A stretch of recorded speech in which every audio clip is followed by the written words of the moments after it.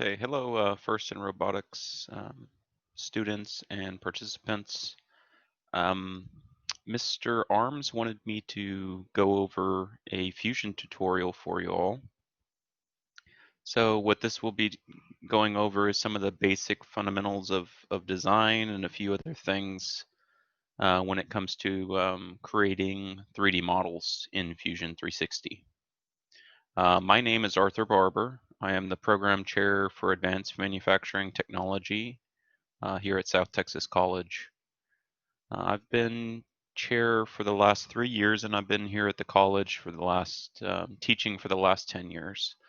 So I wanted to show you a little bit about our program to begin with. Manufacturing technology encompasses everything you need to produce a part from start to finish. So if you go to STC's website and you type in manufacturing, the first tab is our program. So if some of the techniques that you learned today, or if you're going into an engineering background or anything like that, our program might be interesting to you. We host different events throughout the year. So if you're interested in attending any of those or anything, you can contact me right here. That links directly to my email address. And our faculty secretary is Chelsea also. She can help you out as well.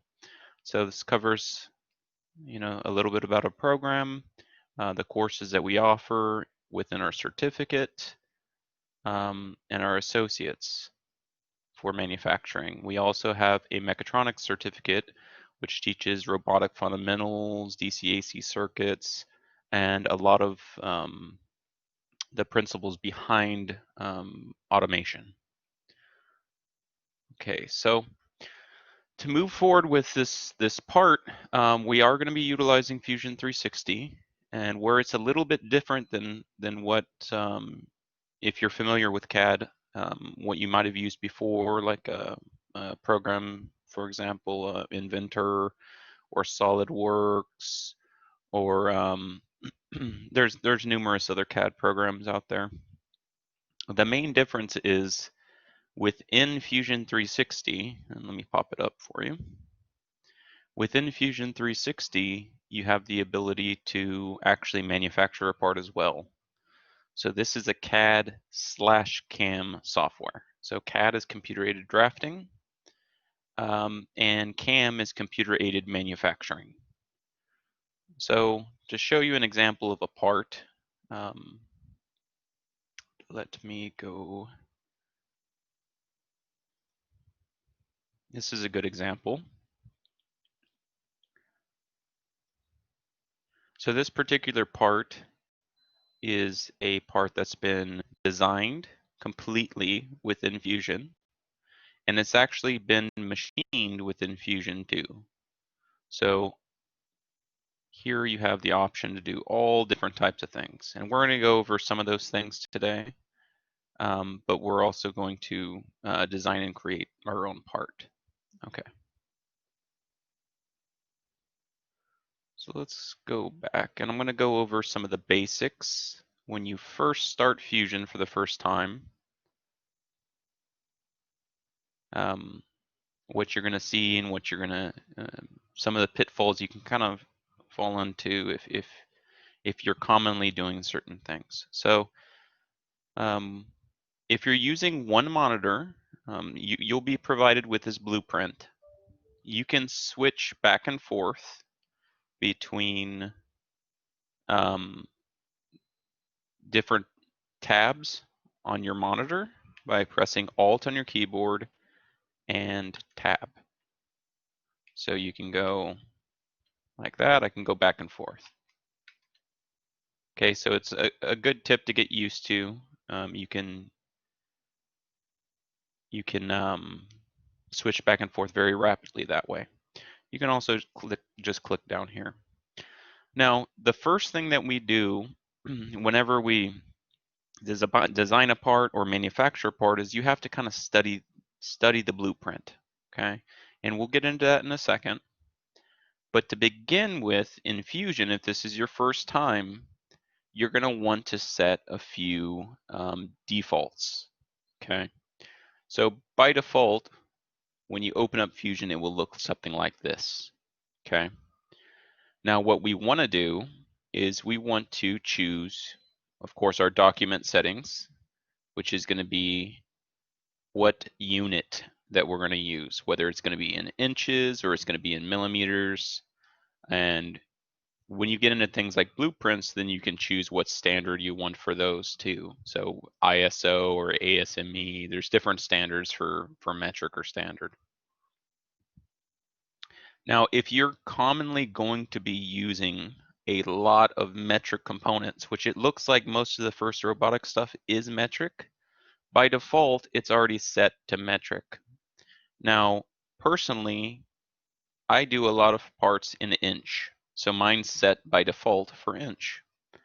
If you want it to be set to a different standard, or you want it to be, say, millimeters for everything, what you can do is up here in the upper right corner, you can click your name, go down to Preferences,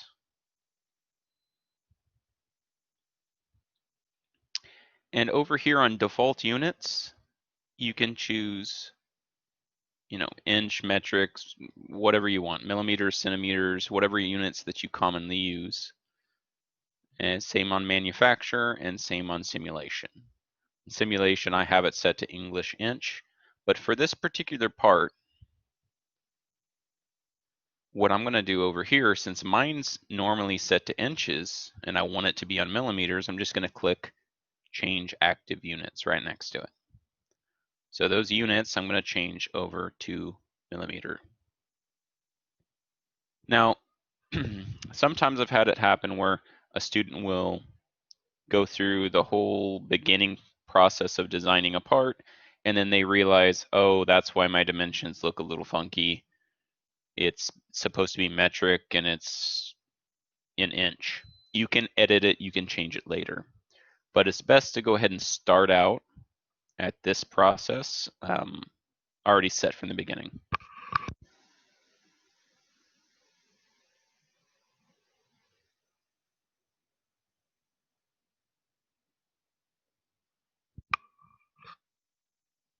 So I'll click OK. And I'm ready to, I have a blank workspace here, and I'm ready to basically get started. Now, one thing that I like to do personally before I create any project is I will name that project. So I'm going to look over here, and this is revision 41-1305. That's the name from the company that produced the part. But I know this is called a 90-degree bracket because it's at 90 degrees. So let me go back to Fusion, and I'm going to go ahead and click this little save icon before I even start. And I'm going to label it 90-degree bracket. Now, one of the benefits of Fusion compared to other software that we've used in the past is that everything is saved in the cloud. So you can work on a project, say, at home, you can work on it at school, you can go to your grandma's house and work on it there too. And you can also share designs very easily. So I have a folder labeled First Robotics Parts, but you can click this little arrow down here and you can create new project. Then you just type in what your project is and you can save your part in there. Okay. If something happens in the process here, you don't have to worry. You can always move stuff back and forth between folders. So I'm going to click Save, and now I'll see that it changes to 90-degree bracket up here, now that it's named. Now, to access it at any time, when I log on to Fusion, I can click these little dots over here, Show Data Panel. And then I can click Home, and I can go through all the different projects that we've been working on. So basically, by creating a new project, it shows it in the All Projects folder, and it's easy to get to at any point. So you can always close this if you want. You can collapse it if you want it to be, you know, have a bigger screen on your monitor. So let's look at our print. So our print is a fairly simple design, very basic part. It does have some extrusions, which means that it's not just a two-dimensional part. It actually expands out, so it has an extrusion. And it has some features such as these holes. And I can tell just from looking at the print that everything is in millimeters, 8 millimeters, 2 millimeters. A few things that we can go over to start is what some of these abbreviations mean. TYP, this one over here, 9X. What those mean is, for like this one, for example, TYP means typical. So this radius, R of 2.0, a 2 millimeter radius in this corner, is typical for this print. That means every single radius on this view is going to be 2 millimeters, okay? The other one, diameter, this is a diameter symbol. It means, you know, from one side of the circle to the other, or one side of this hole to the other. The diameter is 3.4 millimeters. And the 9x just means that it's going to be occurring 9 times. So 1, 2, 3, 4, 5, 6, 7, 8, 9. All right. Down here we have another typical symbol. Diameter of 1.99. This isn't a radius. And it's typical. So that means every one of these little features has that same thing. Okay. So we have pretty much everything that we need from this print. There are some, if you're critical about dimensioning, you'll notice that there are some dimensions that you may need that aren't there. And usually it's positioning. So it means, where is the position of this hole? Well, I know that seeing these center lines, these are called center lines.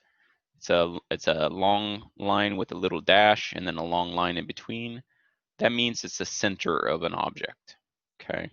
So the center line being here means that these holes are lined up in the middle of these two and in the middle of these two lines.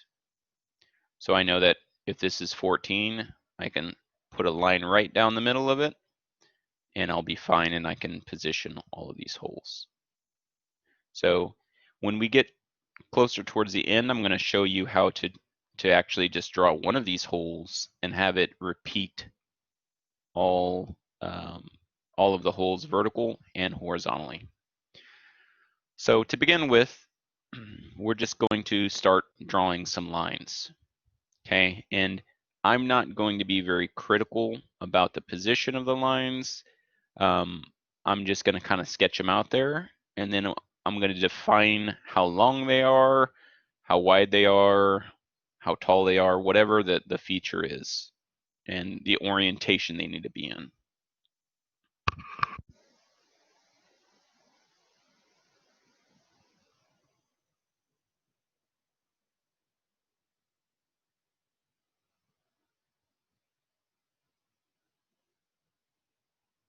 All right, so here we are back in Fusion. We've already saved our document. Our active units are in millimeters, so we're ready to begin. And now, to start, everything's going to begin with a sketch. So up here on all of these tabs, or all of these, this ribbon, these buttons, they all have different features and they all do different things.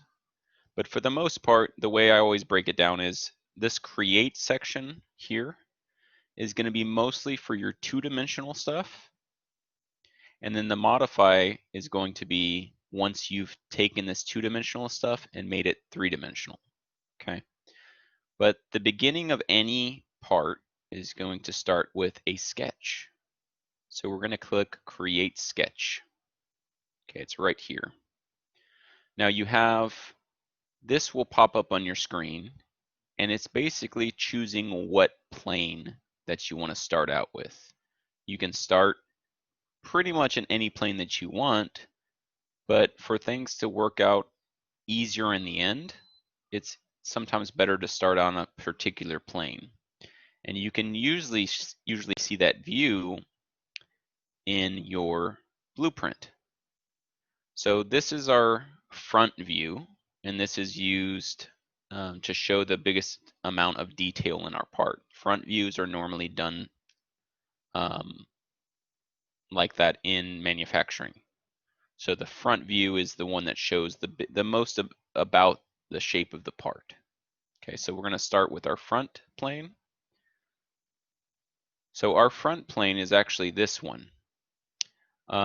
You can, if you go up to here to the corner, you can actually pan and move. If you click and hold, you can drag your part all the way around. Okay. And if you click on one of these faces, like the front face, it will move it over here so that the only thing that you see is the front. So first, click on front and line it up, and then we're going to click on this little box right here.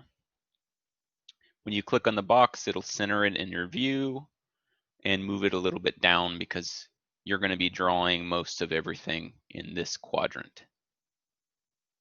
Okay, so there's 4 quadrants, and we work on the Cartesian coordinate system, which you should be familiar with through the robotics competitions and designing.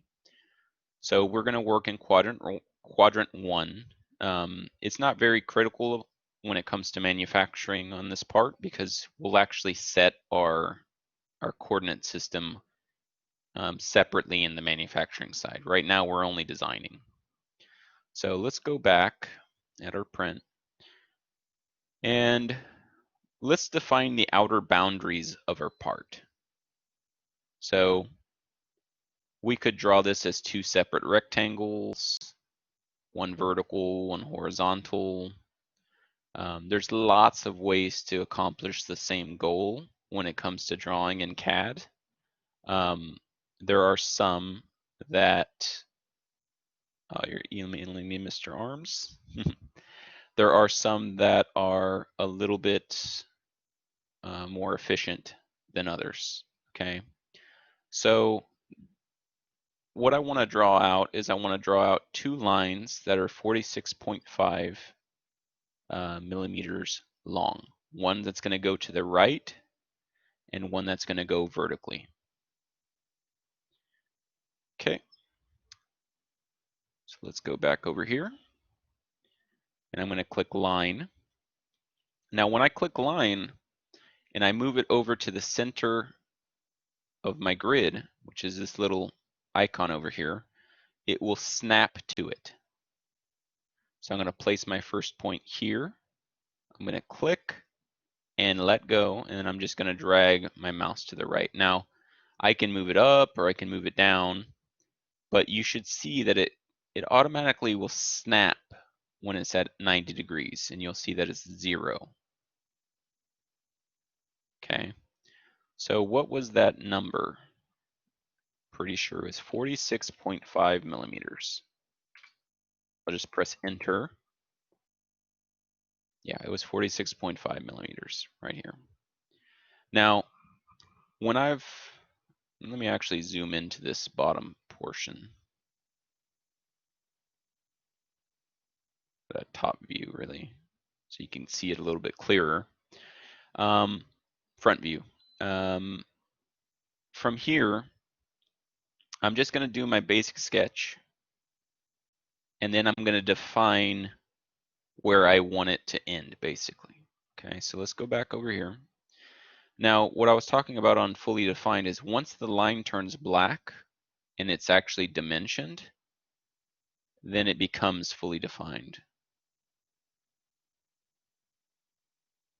Okay, so the reason these are turning black is because they are at 90 degrees and they already have a specified length. Okay, so let me go back real quick and do that again. So I want this dimension to be on the bottom. You can always click and drag a dimension later, if it's kind of in the way. And then from here, I want to draw a line vertically. So I'm going to click line again,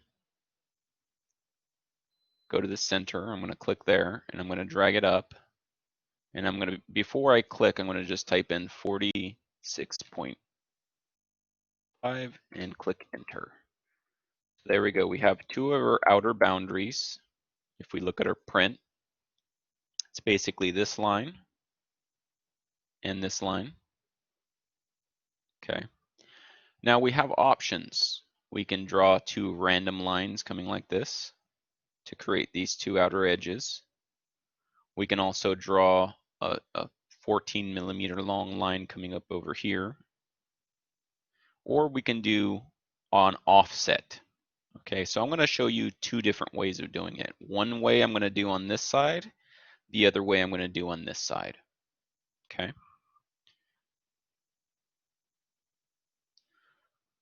So the first way is just to make a simple line.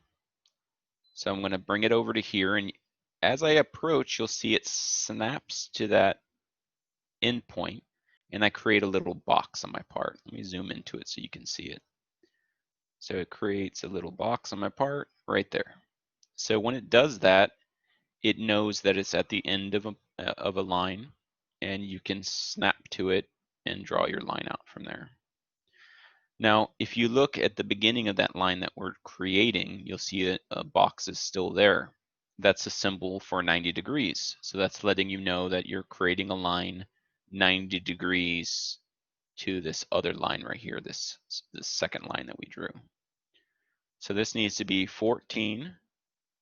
I'm just going to press enter.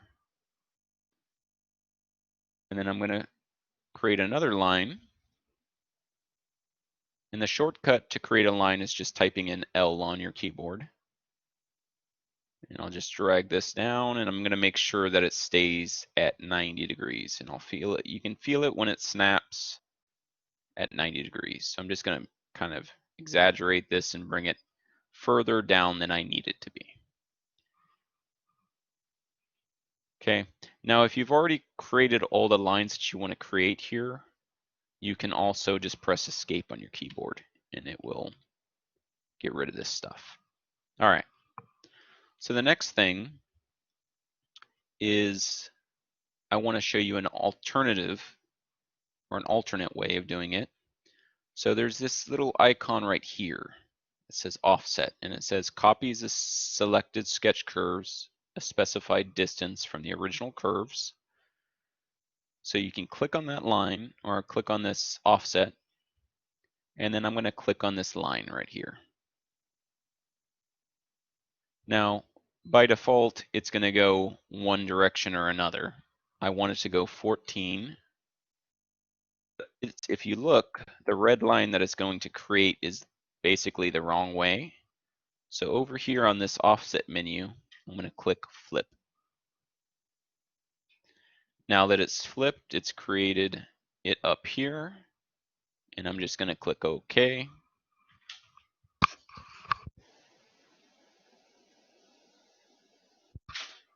And now that I clicked OK, it created it basically offset this original line 14 millimeters vertically. This would be our Y direction. And then the last thing I'm going to do is I'm just going to connect these two endpoints, and I know that they're already fully defined. So if you notice, everything in here is already black. That means it's fully defined. Now, I'm just going to make a random line here. And notice how it's light blue. The reason that it's light blue is because it does not know, we have not constrained it. And I'll go over constraints in a little bit, but we've not either constrained it or we've not dimensioned it. So we don't know the distance from this point to this point or where in space this is. Even though we drew it, we haven't dimensioned it. So that's just something to be mindful of. You want to try and make sure that as you're drawing, everything as much as possible is staying dark. are changing from blue to black. When it changes to black, it's fully defined. There's going to be a lot less headaches or issues later.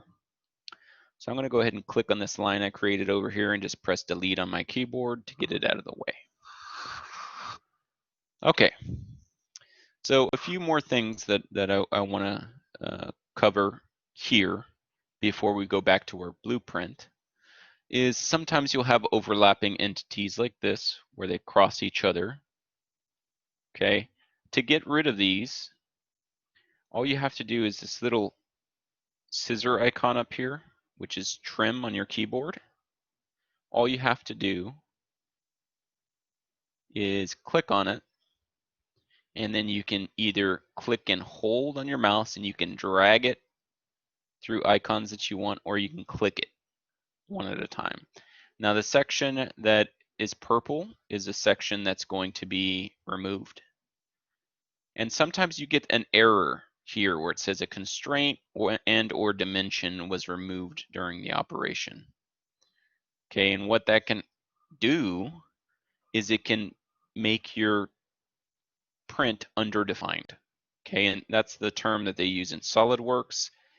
In this software, it's just not fully defined. So as you can see, and the reason I did all this offset and everything was to show you that sometimes when you go to trim things, you can eliminate some features that are important.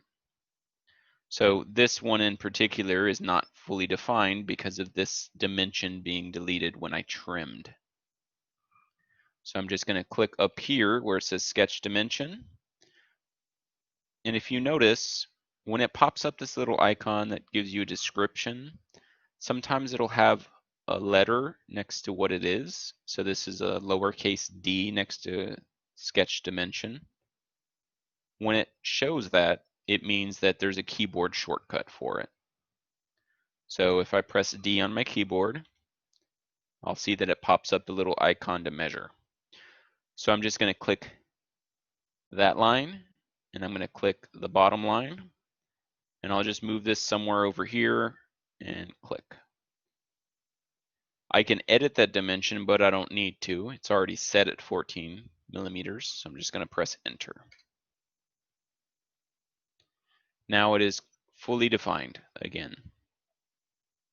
So that's the base of our part. We've already trimmed some things away. We've kind of simplified it in some way or another, and we can move forward from here. So we basically have this outline. It doesn't look as pretty because we haven't done any of these fillets or these nice chamfers. We haven't done this angle yet. So the way we're approaching this is considered what's called a bottom-up approach. So we're drawing the base of our part in a two-dimensional sketch, and we're extruding up. We're coming up from it. We're making a three-dimensional shape from it. We're not taking a three-dimensional shape and cutting into it. Okay, so we will do some cutting, but it's nothing very difficult. So the next thing that I would do is I would try and create this other part. So I usually start with the outline of the part. So we have most of the outline complete, but we need this. Okay. Now, that feature can be actually a little tricky to measure because we have a radius here. We don't have a real defined point to measure from. So that's a little tricky one. So sometimes you have to look, if this isn't dimensioned, you have to look somewhere else on your print. And you have to look for clues sometimes on a blueprint because every person that does blueprints, even though they are to a standard, can do things a little differently. For example, these center lines here, these are placed here to make the print easier to read. And they allow you to know that these holes are in the center. There could be coordinate dimensions for every single one of these holes. But by putting a center line in there, you know that all of those are on the center. It's a lot less dimensions that you have to put in there. So this print would look extremely cloudy. That's what we call it in industry. If a print is very hard to read or it has too many dimensions, we call it cloudy. So let's scroll down through our print a little bit. I'm actually on a little bit again. So on our print, I'm looking for things that are related to this corner. So I do have a radius here, but it doesn't give me any dimensioning on the corner. So I'm going to scroll down, look at the other view, and this is the back view. So this is the front and this is the back. So I see right here a dimension of 5.3. Okay. And I know the way that this dimension is horizontal to this, that this is cut in at 45 degrees. Okay. Now that's another thing. This could be dimensioned and we could see that it actually has, this would technically be 45 from this side. But I need this number, the 5.3. So let me go back to our print. And this is the beauty of this software is I can draw a random line. So I'm going to click line up here again, and I'm going to draw a random line. It's longer than it needs to be. I don't really care how long it is. I just want it to make sure that it covers this line and covers this line. Now, dimensionally, I can dimension this to be 45 degrees from this area or 45 degrees from this area. I can also choose, you know, from this line to this line. There's lots of different areas where you can place your dimension. The thing that you don't want to do, and we saw it happen here, is we don't want this dimension to be inside somewhere that we're going to actually trim away later. So we plan on cutting this line and this line away in a little bit so we actually get our nice little angle here, this angle. So if we put our dimension inside of there, as we trim, we're going to basically erase our dimension. So it's better to go off of something that's not going to be moving, okay? So I know this line isn't going to move, so I'm just going to dimension it here. So I'm going to click Sketch Dimension. I'm going to click on this line, and I'm going to click on this line, and you can see it's popping up. So we want this to be 90 plus 45 or 180 minus 45. So I'm going to say 90. You can either type in 135 if you want to do the math yourself, but I always tell students utilize the math to an absolute minimum because the software will do the math for you and the software is less likely to make a mistake. So I'm going to say 90 plus 45.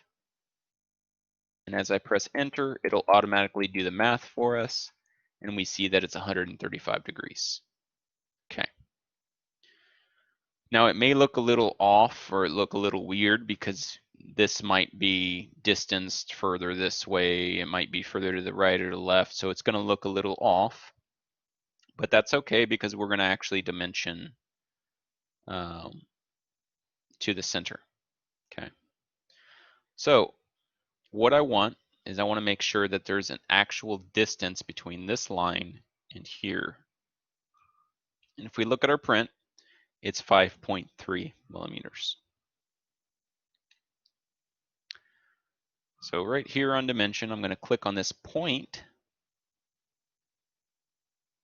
and I'm going to click right here, and I'm going to type in 5.3. Now here's the thing. Since we dimensioned to something inside of here, this point, okay, as we trim away, it is going to be somewhat undefined.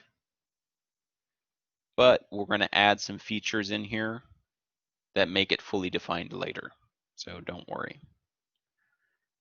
Okay, so now that we've created this line going through the part, I want to trim away the extra stuff that's not needed. So go back up here to trim. I'm going to click on it, and then I'm going to remove that line. I'm going to remove that line. I'm going to remove this line and this line. There we go. Now, as you can see, it's light blue because it doesn't have a technical, it doesn't have a dimension, okay? But that's not a worry. Since every single edge on this part is going to be a radius, we can also add a dimension later. So I want to go ahead and radius all these edges. So let's look at the print and see what it calls for. So this has a 2.0 typical radius for every one of these edges. So let's go ahead and do that. So an easy way of doing this, under Create, this Create tab right down here, we can go down till we see a fillet. Actually, it's right here under Modify. There we go. So we can do a Modify Fillet while we're still in 2 dimensions. And if you notice, as I bring it over to the line, it gives me choices. I can select each line, so I can have it fillet this corner, or I can actually just bring it over to the corner itself. So that's what I'm going to do. I'm going to click this corner. Before I change any dimension, I'm going to go to the next corner, and I'm going to just start going through each corner, all the way around the part.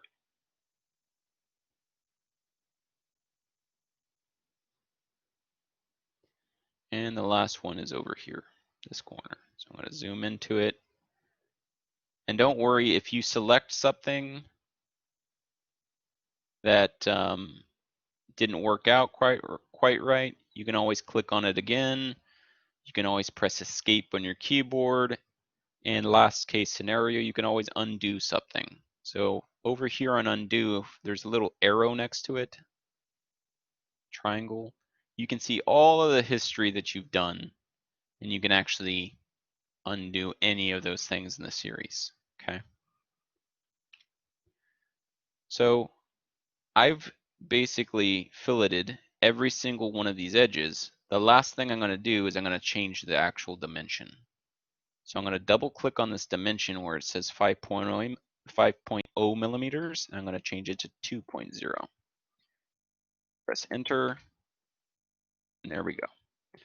Now, every once in a while, like I said, you're going to get little constraint errors or something like that. These will go away when it's all finished.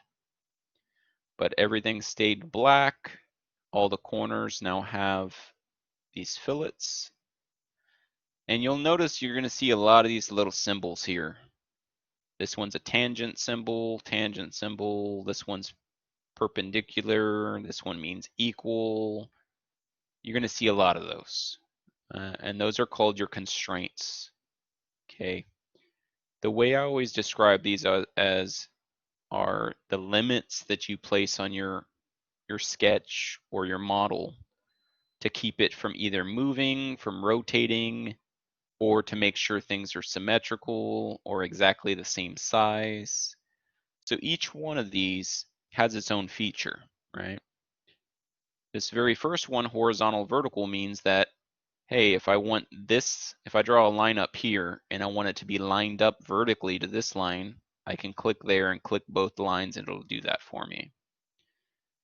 This one, coincident, means that I want it to hit an exact point or be coincident to a certain line or something like that.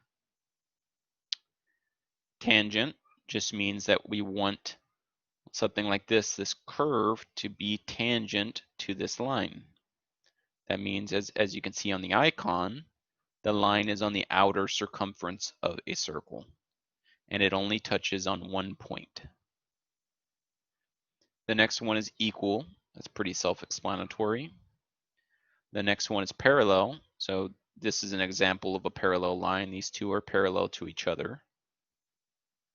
Perpendicular just means that, okay, this line is at 90 degrees to this line. Other ones such as fix or unfix, we don't use those very often. It just means, you know, I want this line to never move. I can fix it on my print. The other one that we commonly use is mirror or symmetry. And concentric.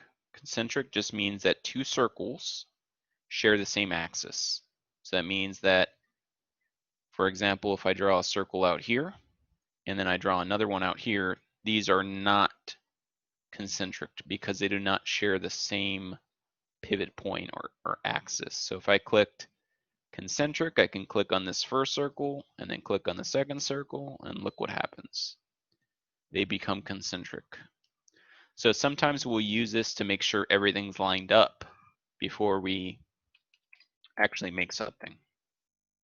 You'll see this a lot in automotive components, and you actually will see this a lot on the robots that you create. So if you go to put an axle through some brackets to make sure that everything, you know, is holding the wheels on correctly, if you start moving your robot and you see that the wheel is bouncing up and down a little bit, or it's not, the whole robot's shaking, it could be an error in concentricity. So this is a big one for automotive or anything that has shafts that have to go through bearings or some kind of raceway. I'm just going to delete those real quick. Now I'm going to add an extra dimension just to fully define this. So I'm just going to click sketch dimension. I'm going to click on this line, and I'm going to click on that dot.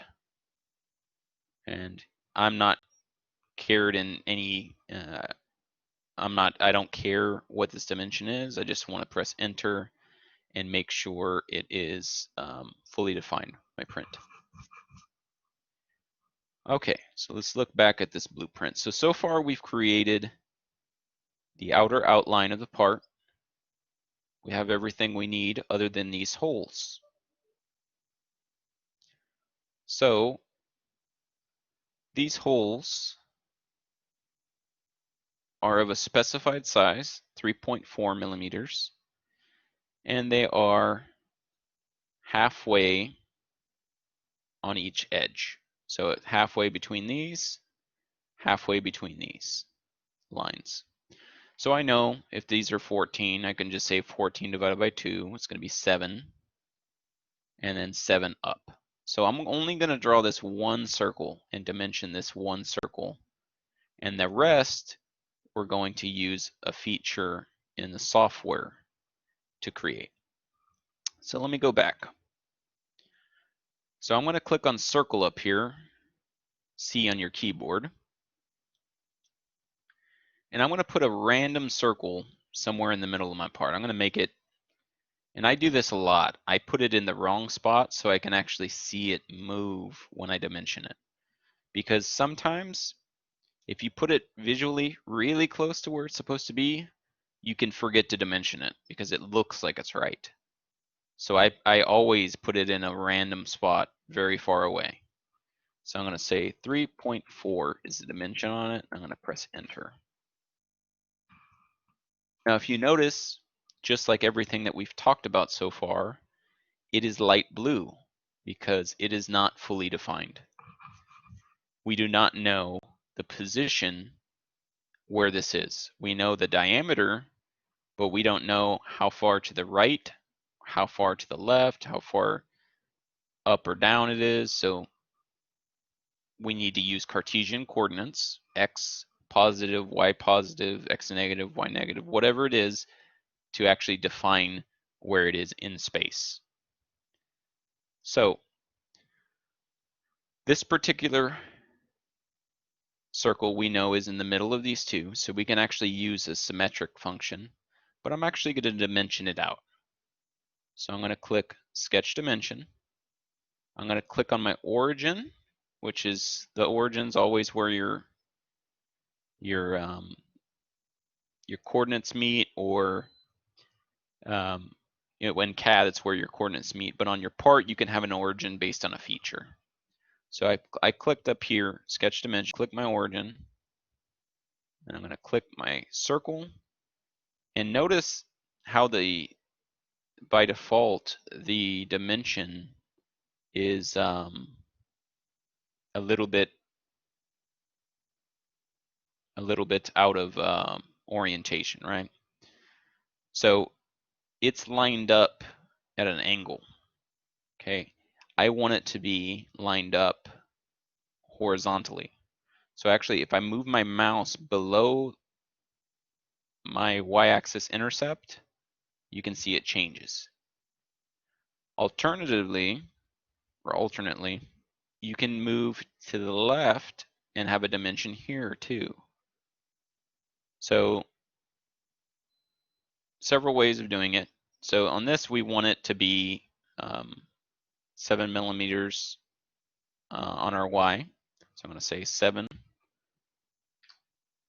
And then I'm going to click there again and click to the center of my circle. And I'm going to do my X measurement, 7. So there we go. As you notice, it turned black. That means it's fully defined. So this is in the right orientation. This is where it needs to be.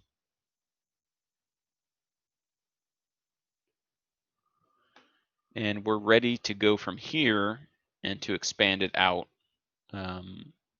both vertically and horizontally. So let me go back to our print, and let's kind of look for our next feature. So think about it for a second. What do you think the next feature or the next dimension that we need is for those circles?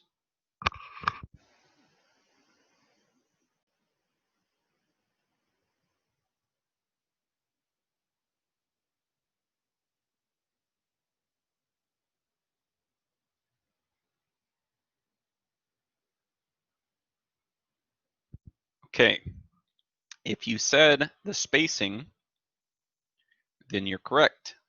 So we have the dimension of where this starts. Now all we need to know is how far each of these are from each other. These are all spaced evenly. Okay, and they're all spaced 8 millimeters apart. So we know that we start with this one, and we're going to make 4 copies of it to the right, and 4 copies of it straight up. So 4 in X positive, and then 4 in Y positive. So this number is what we need, 8 millimeters. So one of the nice features in this software is under Create, we can go down and find rectangular pattern. And let's see what it says. It says duplicates sketch curves in rows and columns. So it's very convenient if you're doing an array of a bunch of different holes, okay? And they don't all have to be the same holes. So if you have, say, 3 differently sized holes, but you need them in the same pattern, you can do it using this function too. So we're going to click on rectangular pattern, and it's going to pop up this menu over here. So I'm going to drag this over so you can kind of see it a little clearer. So what objects do we want? So we basically are going to go down this list until we get it to do exactly what we want. Now the first thing is objects. So the object that I want copied is this circle. So I'm going to click the outside of that circle. Now the directions we can actually choose in a minute. You can also click on these arrows over here, and you can start dragging them, okay? I'm not worried about that yet. We'll do that in a minute. So I want this to copy 4 to the right, okay? So the number of the quantity is actually going to be a total of 5 because it's the original hole plus 4 additional holes. Now, on the distance type, instead of extent, I want it to be spacing, because extent means how far is the total length between the first and the last hole. I don't want to have to do the math. I just want the spacing between each hole because it already gives us this information to us. So I'm going to click distance of 8.0, 8 millimeters. Okay, so that's 1, 2, 3, 4, 5 total holes. There we go. So that's this one direction. Now we can go this other direction. The only downside is I only want it to do one copy. Okay, I don't want it to do several. Okay. So over here on the options for direction type for the second one, we can choose several. We can choose 3 copies, 5 copies, anything like that. I only want it to go this one direction right now. So it's kind of hard to explain, but if I do this where it's dragging this up, okay, say a quantity of 3, it would be tricky. If I change this to 1, it's not going to copy anything. So it's best to do these in X first or Y first and then go to X if you have a part like this where it's 90 degrees. So again, I'm not worried about this bottom section. I'm not going to change any of the information here. I'm just saying I want a spacing of 5. I mean a spacing of 8, and I want 5 copies. Here we go. When I click enter, you'll see them all pop up. Perfect. So now I'll do the same thing just for the other direction. So I'm going to click rectangular pattern. And if you got a little bit lost on that first one, just watch this method. I'm just going to click the object first. And I only want it to go one direction.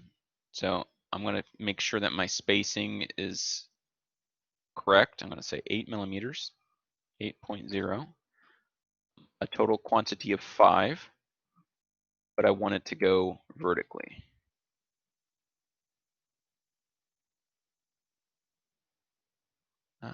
One direction. Let me change this. Directions. Just going to click up there and turn this one off. Let's type in 0 on that one. So I need to change my direction again. Let me redo that real quick.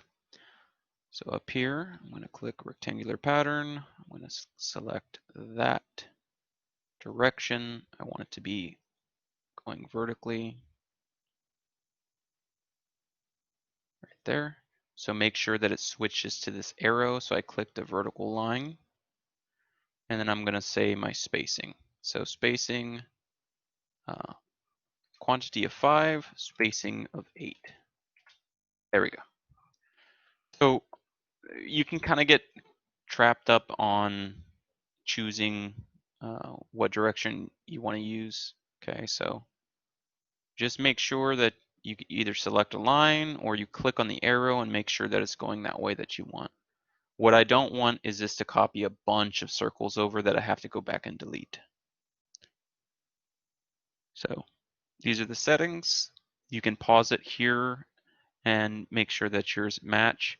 You don't have to worry about this bottom. You can put this as 0. It'll turn red, but it won't. It shouldn't disappear. 1, 2, 3, 4, 5, right here. All right. So here we have it. We have a total of 9 holes, just like our print calls for. And we're actually ready to start extruding our part. We have some additional dimensions down here for creating some of these features. So we can actually extrude our part out without making these holes yet. And then we'll come back and extrude those holes out. Either way works well. So let's go ahead and extrude our part out and make this three-dimensional. So we've done everything that we need to on this side. So I'm going to go ahead and click over here or up here to finish my sketch. And here's our part. Now we're ready to actually make it three-dimensional. Now, if you notice, all of the menus that were up here have changed now. So now we've gone from creating two-dimensional stuff to be able to create three-dimensional stuff. So over here, there's an option called Extrude. And I want to select this entire face. So the profile is this face. So click inside of here. And then I'm actually going to go circle by circle. And we'll see the reason behind that a little bit later. And I'm going to click inside of every circle to make sure that it extrudes this as well. I want it to be a whole solid surface. Now, the next thing we need to know is how thick are we going to extrude this? So let's go back to our print. And if we look right here, we'll see that this main body is 3 millimeters thick. Okay, these other things that we're going to draw on the back side are going to extrude, we'll extrude those later. So here, we already have our profile and all the holes selected.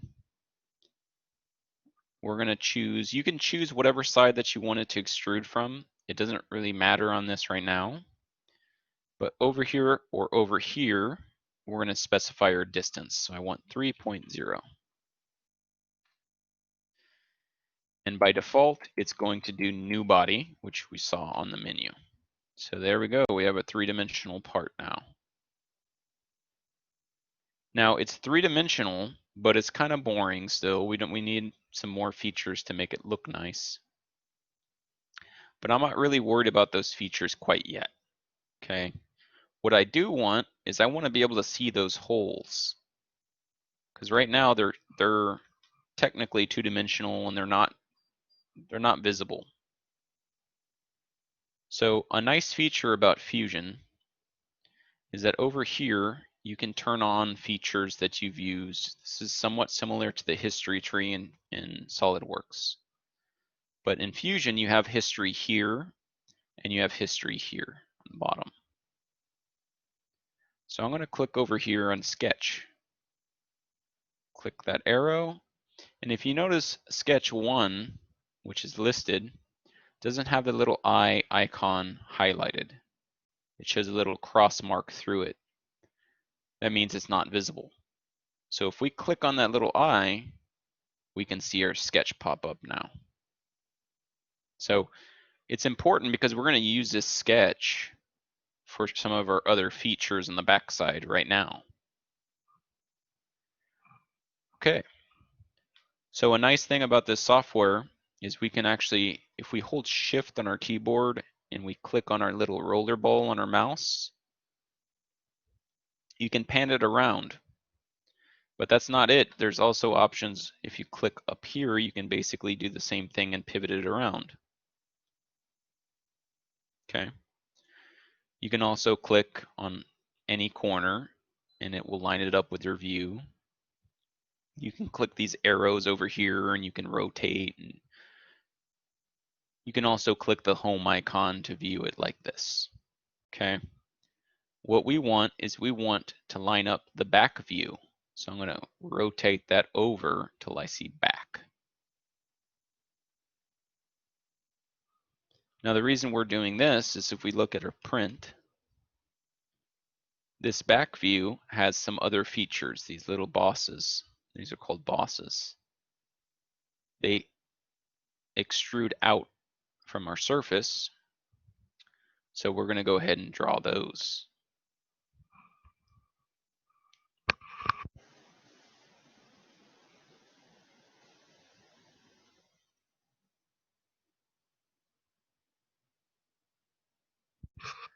Okay, so just looking at the print, I can see that we have a typical radius or a typical diameter on all of these. And we also have some features where these are dimensioned from edge to edge. This one is not dimensioned because it's the same as this. But basically, all I really need to do is draw this one, these three features, and then we're going to copy them over to these. So this will basically be an operation where we can draw a line here and we can mirror these three up to here. I'm going to show you how to do that. It's not, I wouldn't say it's a very advanced task to do, but it's just a good thing to have in your repertoire, something that you can use later on. So I know that all of these, first off, are 3.4 inches. Okay, so I am going to draw three little rectangles, and they're all going to be 3.4 inches in size, or 3.4 millimeters in height. So from this view, if I click on the back view, you can see it lines up with a print, and we can draw those 3.4 millimeter rectangles. So under sketch, I'm going to click sketch first, and then it's going to ask you, like normal, where do you want to sketch? Select a plane or a planar face. If you see where the mouse is, it says select a plane or a planar face. We're going to click on this back face. It lines it up with our view, and we can actually start creating our features. Now, one thing that's pretty important is the type of rectangle that we're going to select. Now, by default, up here you will see a 2-point rectangle. We don't want to create a 2-point rectangle, because it causes issues for us later on. It's just more dimensioning that we have to do. Now, if we go under Create and we go to Rectangle, we can go to Center Rectangle. So I'm going to click on that. And now a center rectangle just means that it's going to expand from the center of the rectangle out, not from a corner. So I want you to watch what I do here. As I approach the center of this circle, okay, I'm going to click and just kind of roughly line it up. And actually, since this is a plane, it's a little difficult for us to snap to stuff right now. We can click snap right here, and you can see it gives us the option to snap to something existing. Now, if I turn that back off, you'll see I can't click on anything from a previous sketch. So it's important to make sure over here in your sketch palette to turn snap on.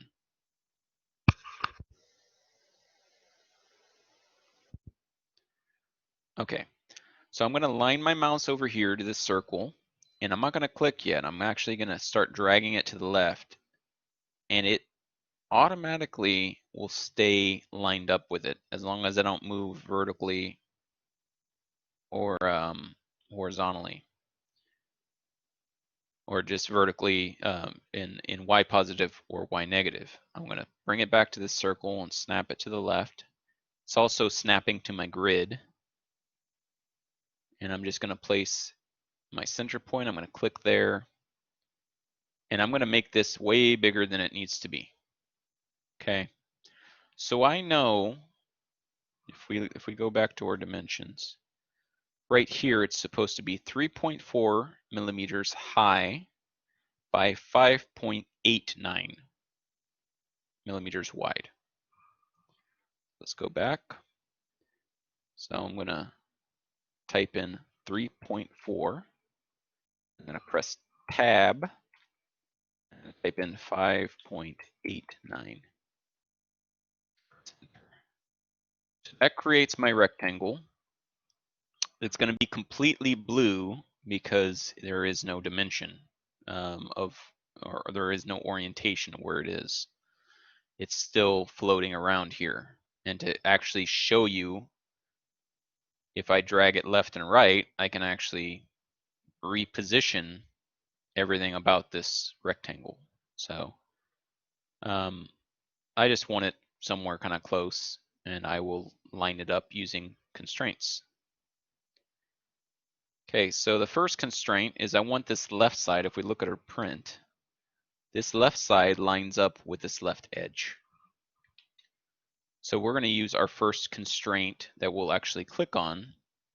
And if you notice, a lot of these are shaded out because the software is smart enough to know that you can't do tangent with this rectangle. So I'm going to click this icon right here, horizontal, vertical. I'm going to click on the left side of this line.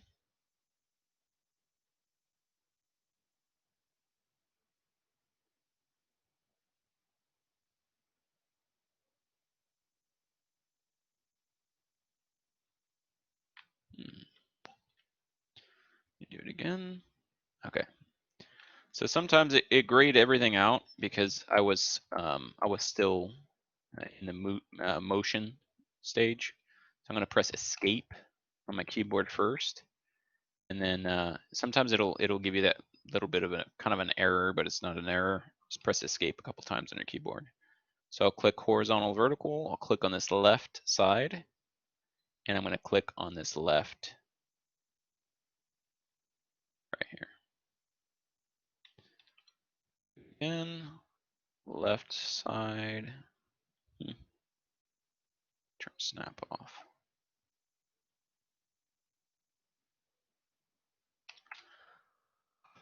Okay, that wasn't working. So, a couple other choices that we have. I want this to be lined up with the centers of these. So we can actually do a horizontal vertical for that. So I'll click horizontal vertical, click there, and my rectangle automatically lines up. Now, press Escape on my keyboard again, and if you notice, it can basically go any which way. So I can't click on this edge because it's not allowing any of the three-dimensional objects or solid models to be selected right now. I can turn off bodies so that I can just see sketches, and I can also turn off the original sketch just like we talked about before. But actually, the best one for this particular feature wouldn't actually be horizontal vertical, it'd be coincident. So I'm going to click this edge, and I want it to be coincident with this edge. So, all right, well, let's just dimension it then. So we know that this is 5.89. Okay. So I'm going to click dimension this to this dot, which is going to be our origin. I want to put a dimension there of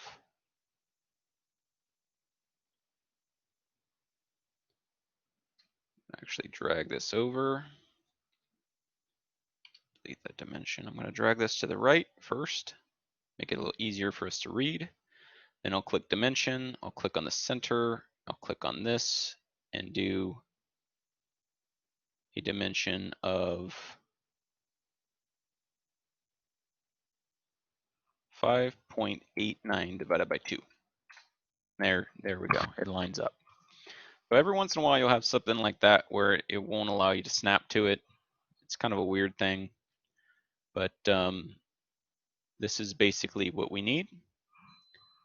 I'm going to press escape on my keyboard. I'm going to draw the other rectangles too. But what I'm going to do real quick is I'm going to create some lines between these so that I have a midpoint to start from. That way it makes it a little bit easier for us. So I'm going to click line. And before I actually create these lines, I want to make sure that they're not solid lines, that they're dotted or construction lines. So I'll click here. I'll create a line here. Okay. And I'll create a line here. I'll just press escape. So these are separate lines and they have a separate midpoint. So now we can create the other rectangles. Now let's look at the dimension on these. These are 4.79. And just like before, they're 3.4 millimeters. So 4.79 and 3.4.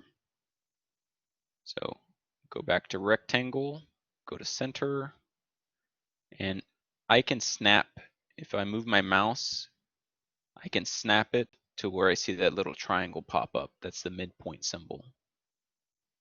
Same over here. It's seeing an X, X, X, and then boom, it snaps to the midpoint. Okay.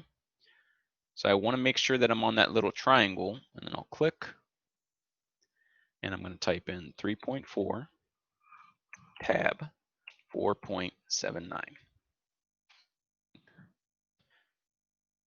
Now, if you notice, that came out as construction, so we need to actually change that back to, we can click each line and change it back to a solid. You can also just redraw the rectangle if you want. So there we go. And we want to do the same thing. So create rectangle, center rectangle, and snap it to this line. Do the same thing. So it's going to be 3.4 tab 4.79. Enter. Now to save some time, I'm just going to turn off construction and undo that. I'm going to go back and do that rectangle again. Center rectangle, make sure that I'm not on construction. And 3.4, 4.79. There we go. Okay, so that works. So now we're able to actually extrude these out, but we also want to radius these edges first. So let's do that really quickly. So I'm going to click fillet, and I'm going to click each corner of these rectangles. This corner, this corner. You can do each rectangle by itself if you want. So we need to see what our radius is. So 1.99, we need to find our radius, which is half of that. So I'm going to say 1.99 divided by 2. Enter. And we're going to do the same thing. So click these two corners, and just walk around our part.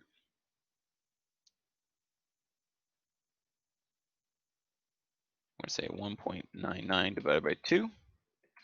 Press enter. And same thing over here. Now we're having an issue where these are not fully defined, this rectangle. Okay, we can fully define this by dimensioning these edges, but this is one of those rare circumstances where it's kind of tricky because we're going to actually cut those edges off later.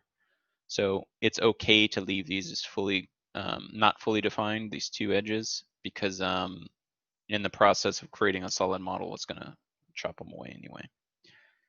So here we go.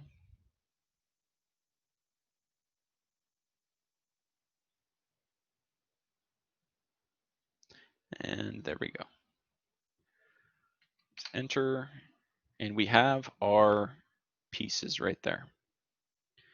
Now, one thing that I do want to do I'm going to create a line here that I'm going to use to mirror these over. So I'm going to turn on construction again. And I clicked on line, and I'm going to click on my origin. And I'm just going to go to another feature. I'm going to click snap, turn that back on. I'm going to go to another feature that that I can use. Or actually, let's go ahead and dimension it. So I'm going to click up here somewhere. Press escape. So I created this dotted line that is just for reference only. And I want to make sure this is 45 degrees. So I'm just going to dimension this to this edge and put an angle of 45. There we go. Okay. Press escape. Now, an easy way to select all of these without selecting any of this stuff in the background is we're going to just turn off our sketch 1. We're going to turn off our bodies. That way we just see these. And also, I don't want all these dimensions to be there and all these constraints to be there. They're hard to see and hard to select. So I can go over here to my sketch palette and just turn those off as well. So now I'm just going to select all of those. Actually, we're going to go create mirror right here. So the objects I want are the ones that I'm going to select here. I do not want to copy these over, but since they're construction, it's not really that big a deal. I can deselect them by clicking on them. There we go. In my mirror line, if I click over here, select my mirror line, and you can see pop up over here now. Click OK, and we can go back and turn our previous body and our sketch on. All right, so we're almost there. This is almost a finished part. Just another couple minutes and it should be all nice and pretty and all finished up. So I'm going to click Finish Sketch here. This is our second sketch. Okay. Now what I want to do is I want to select those areas and I want to actually extrude those. So I'm going to click Extrude. And Profile, I'm going to select inside of here, inside of here, inside of here, and let's go to these top ones too. There we go. Now I'm going to move this over so I can see it from the side. So a lot of times it's easy to go the wrong way. As you can see, this arrow is actually cutting into our part. We can actually draw this arrow, drag it the other way, and you can see our part starting to create or extrude out. So I want this distance to be negative 1.0. Okay. Now, taper angle, actually, let me show you what that looks like. We're going to say let's drag this further up. If we put an angle on this, you'll see this a lot in mold making, where you need something to be able to release from a mold. They need to have what's called a draft or a taper angle. So I could say 4 degrees, or I could say negative 6 degrees, and you'll see they taper. So there are some circumstances where you want to do that. In this part, we don't really want to. So we're going to say -1 on the distance. Yours might actually be a little bit different. You might need it to go a little bit further. Okay.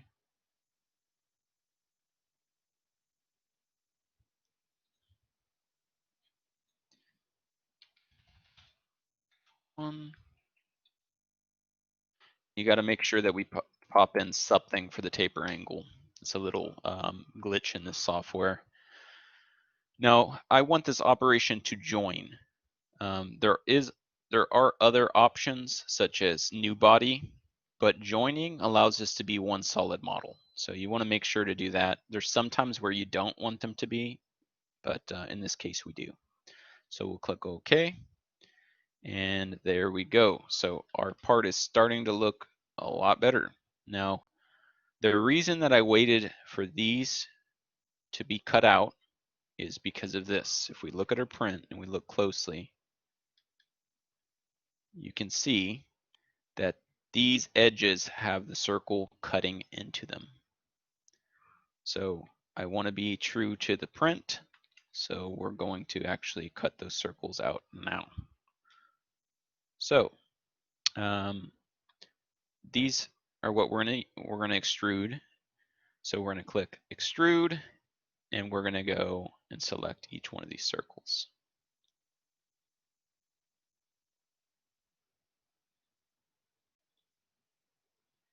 Now, an important thing is, even though we're extruding mostly through this side, we're actually going to be cutting up as well. So instead of direction being one-sided, we want it to be two sides or symmetric. In this case, it's a simple enough part. We're going to just click symmetric. And you notice that this arrow goes up and down. So we can say a whole length, and I'm just going to say something larger than it needs to be. I'm going to say 10 millimeters. You notice it's going to by default change to cut. So cutting just means it's going to be touching some other piece of solid material, and it's going to cut through it. So I'm going to click OK. And one thing to make it look a lot cleaner is I'm going to turn off any of these old sketches. And there we go. Our part is looking much, much better. Okay, a couple last second things that we can change.